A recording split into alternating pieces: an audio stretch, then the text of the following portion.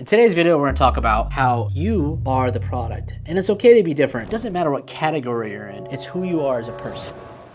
What it's like being in the gray. Well, my name is Phil, and I'm a half Asian Jewish person. And I've been trying to figure out what being gray really means, because apparently black and white is not something that is accepted for me.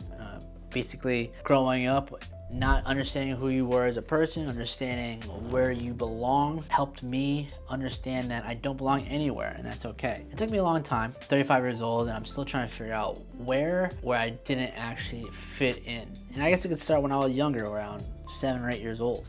I ended up going, to temple with my mom and my brother. We were dressed up in our little tuxedos, and we had our first Friday night event at the temple. Imagine going up the stairs, and then there's a big room, but it's all shut, the doors. The doors are like 45 pounds, you gotta open it up, and it creaks.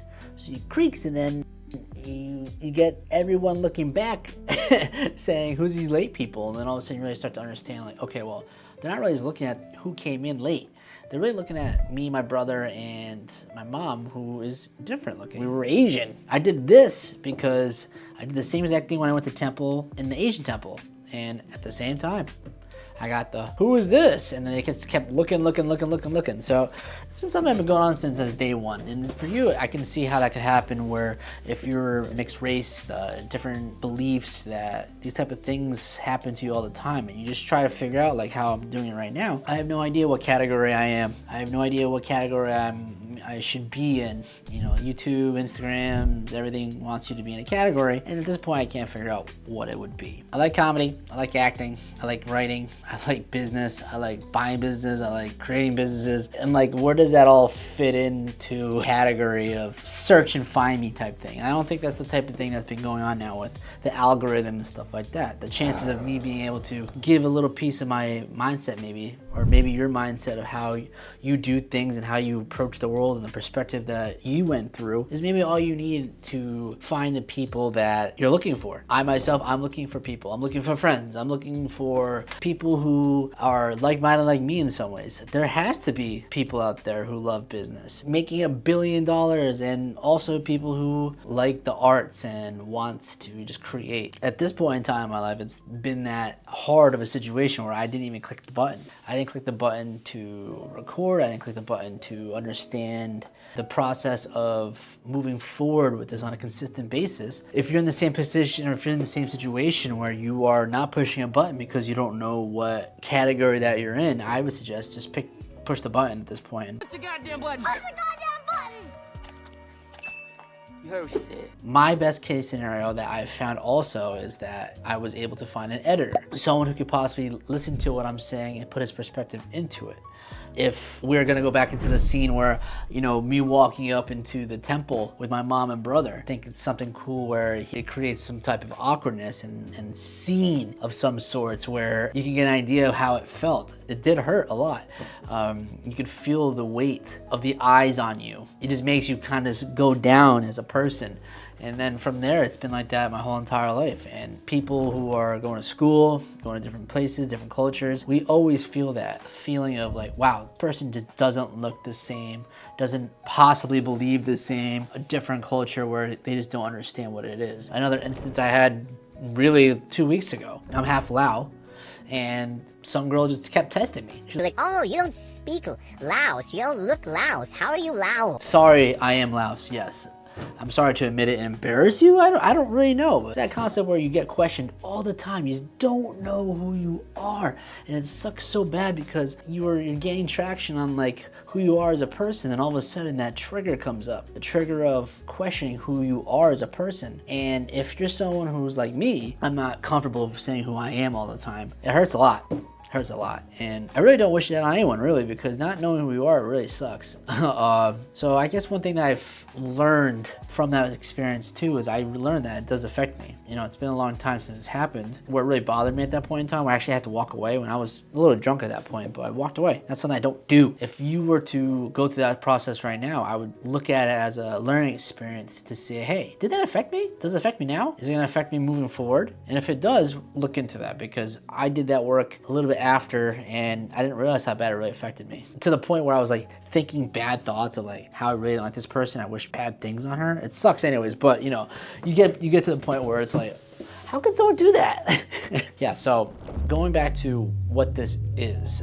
The idea of being able to verbalize what I'm thinking openly and being able to visually make that a fun thing to look at while someone's talking, that's something I've been really trying to look into. And for you, what is your art? I don't know. But if you have an idea that you're trying to do and try to get out there, I would suggest to find somebody who is kind of your crutch, in a way where you're good at something and you're bad at something else. And if you're bad at something, get the person who can lift you up and help you on where your bad is. So it can escalate. You can be yourself and just do what you think you're good at doing. Me, I think that I'm good at talking. I think I'm okay at getting a point across, I think. But even if I'm not, I still have this guy or this person to lift me up in some ways where he could clean it up just enough where it may be entertaining enough for someone to say, watch all the way through. A goal is set for this type of YouTube thing is where you always want someone to watch all the way through. I hope that you gain some type of value from this. And I also want to thank the person who will be helping me and my crutch make that thing happen. You try to figure out who you are as a person. You go back, obviously, when you're young into what you remember. And, you know, the only thing I remember firstly is the not so good things that happened to me.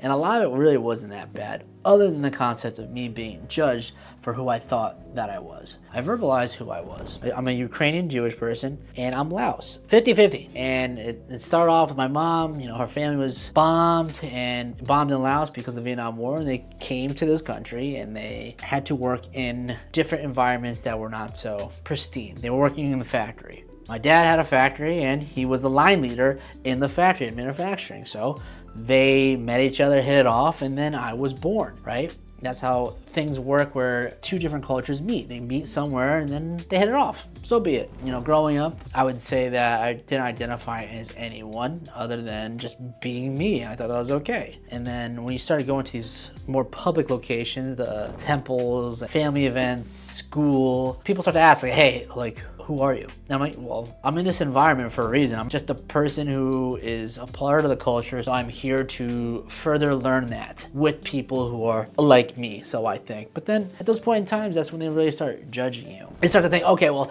hey, you don't have the same eyes or nose, or you don't have the same accent. You look clean or you look dirty. But yeah, they still judge you so much on that, and it's something that you really, if you weren't able to build tough skin, as they would say, you know, you wouldn't be able to get over that. You kind of like lose yourself a little bit, and that's exactly what happened. I built a tough skin, I thought, but internally, I was still soft as pillows.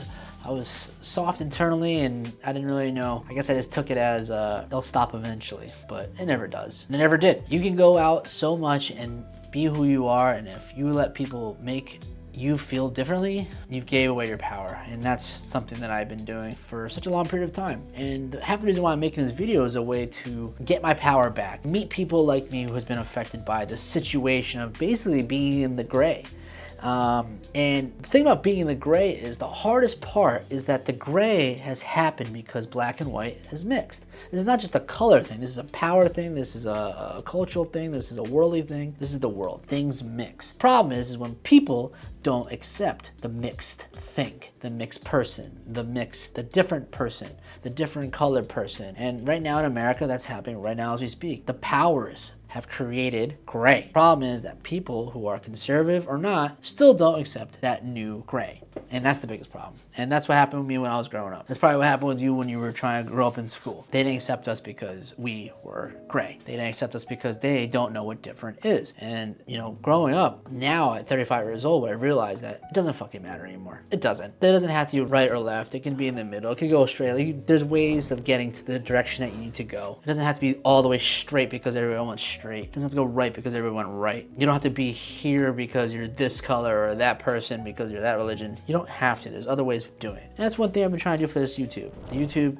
is a way where I think that I can find a community where I can be a creative and create, and whether it's for my businesses, whether it's for the office that I work for now, whether it's the art that I'm trying to create, the TV show that I'm trying to create. I personally feel I can do it the way that I think I could do it. And if you think that you could do it the way you could do it, go for it. Why not? There's no hurt in it. Eventually there'll be steps where there are people you got to work with, but that comes with the growth. It's just what happens. It's just what I work. So, you know, for me right now, I have my own business. I work in a company right now, but I still also want to do a TV show. I want to make a movie. I want to draw. You know, it's these type of things where you always go into something wondering if you are in a category, if you're in a certain position where you think that it'll benefit you. But if I were to go right or left, and then I'd have those roadblocks of like, oh, but you're not that, or you're not doing this, or you're not, you know, it's what's gonna end up happening is I'm gonna feel sad and not, and I'll just stop. And that's the last thing I want to do. I don't want to stop. Yeah. So do you push the button? Think about